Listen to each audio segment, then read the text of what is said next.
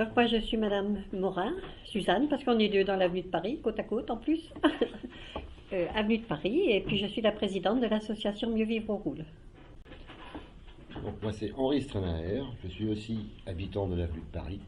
Je suis secrétaire de l'association Mieux Vivre au Roule. Et dans ce cadre, nous avons participé avec Suzanne, dans le cadre de l'association, on a été conviés par l'État à participer au comité de pilotage concernant la prévention des risques de Cherbourg.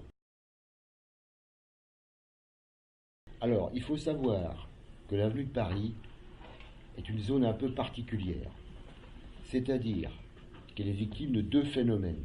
Il y avait eu d'importantes chutes de neige et il s'est mis à pleuvoir énormément à la suite de cette neige. Le tas de neige a été lavé par la pluie, mais ceci à une vitesse phénoménale. D'habitude, ça s'écoule doucement, donc ça a le temps d'arriver à la mer, et là tout a fondu pratiquement en une nuit.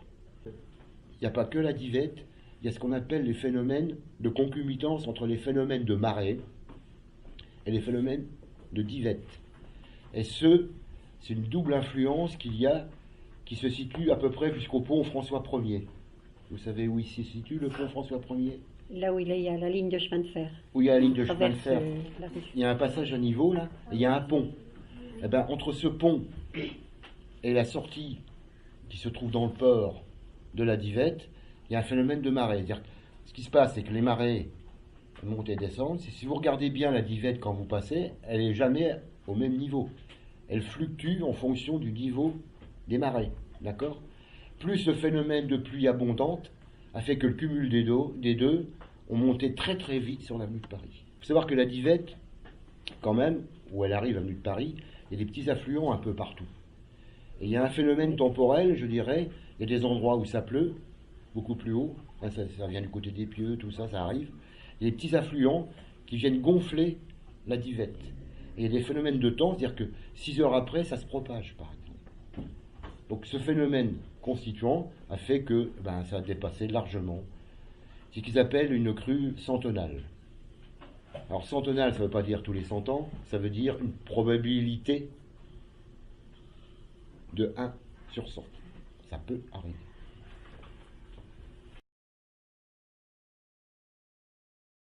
De blessés, je dirais physiquement, non. Mais vous pensez bien que les gens qui ont subi entre 1,20 m et 1,40 m d'eau chez eux ont subi un traumatisme moral quand même. Et certaines, donc, entre autres, la boulangère et le boulanger ne sont pas revenus. D'autres personnes ont vendu leur maison et d'autres ont quitté le quartier, il faut le savoir. Le garage a fermé et il est parti à la glacerie. Par contre, moralement, les gens ont été très touchés. On est sortis par les fenêtres du premier étage et un bateau des pompiers est venu nous chercher et nous a emmenés jusqu'au jardin public où il y avait moins d'eau et que les pompiers nous attendaient avec leur voiture. Moi j'ai la chance d'avoir une maison à étage, ce qui fait qu'on s'est regroupé toute la famille au premier étage en attendant que ça se passe.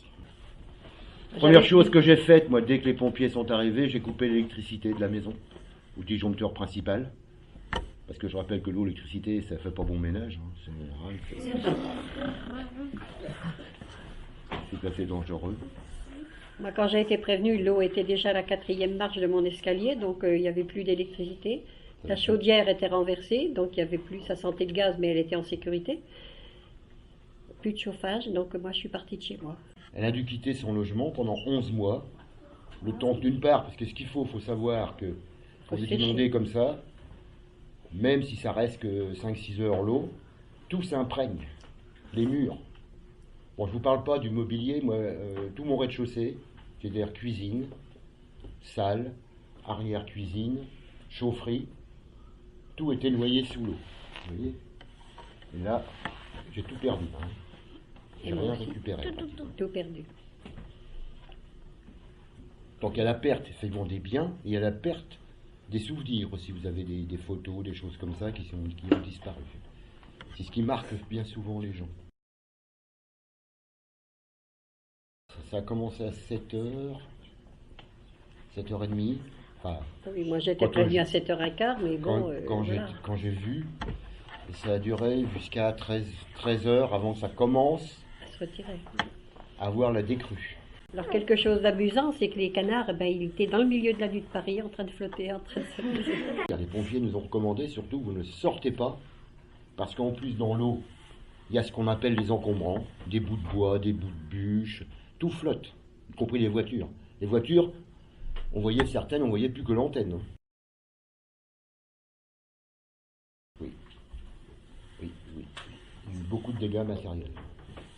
La boulangerie, entre autres, hein, qui avait ses fours et tout son matériel a été complètement submergé, c'est-à-dire inutilisable. Le garage Caillot, en fait, le garage Caillot, quand on rentrait, avant, il y avait une grande descente qui menait dans son garage. Là, il y a eu à peu près une vingtaine de voitures. Oui. Les antiquaires aussi. Le pont qui reliait l'avenue de Paris au parking SNCF, qui a derrière, a été arraché. Donc il y a un certain nombre de voitures qui sont restées sur le parking. Il y a énormément de dégâts. Très mal. On a du mal à y croire et puis après on est plutôt désemparés. Parce qu'on n'a plus rien. Ce qui est dans les tiroirs, moi j'avais des photos de mon mari puisque j'avais perdu mon mari quelques semaines avant. Et toutes les photos se sont retrouvées collées ensemble, donc impossible de les redécoller. De toute façon, il n'y avait plus de couleur, il n'y avait plus rien. Il a fallu casser les tiroirs du meuble avec un pic, avec un marteau pour pouvoir les vider. L'eau était quand même dedans. Et puis l'eau, elle n'est pas propre, elle entraîne de la vase, donc il y avait de la vase partout.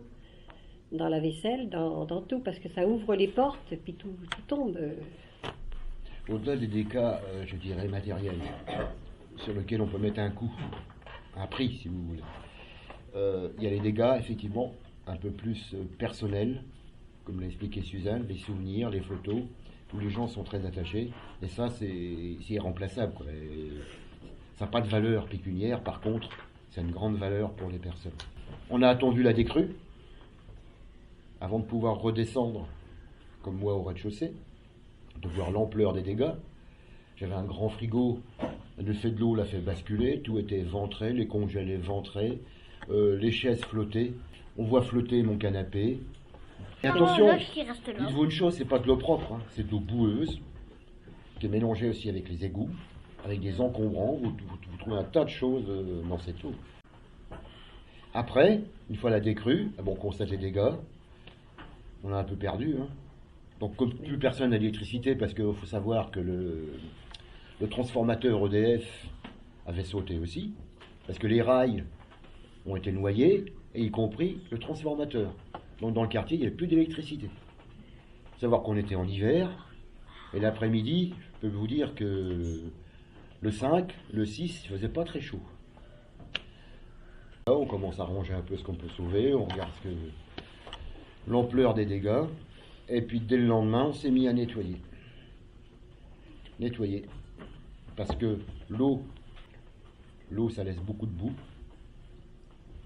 Tout est détruit. Il faut nettoyer. Sachant que n'ayant pas d'électricité et tout ça, on ne peut plus rester chez soi, on ne peut plus se faire à manger. Donc, moi, je suis parti 5 semaines. Parce qu'entre-temps, au niveau des assurances, ayant fait la déclaration, ils ont envoyé des machines à assécher. Hein, c'est des grosses machines qui envoient de l'air chaud, qui récupèrent, et qui extraient l'eau des murs. Et dans le jardin de mes voisins, qui touche à celui de l'Owen, hein, quand l'eau s'est retirée, ils ont trouvé des poissons morts, bien sûr, puisqu'il n'y avait plus d'eau.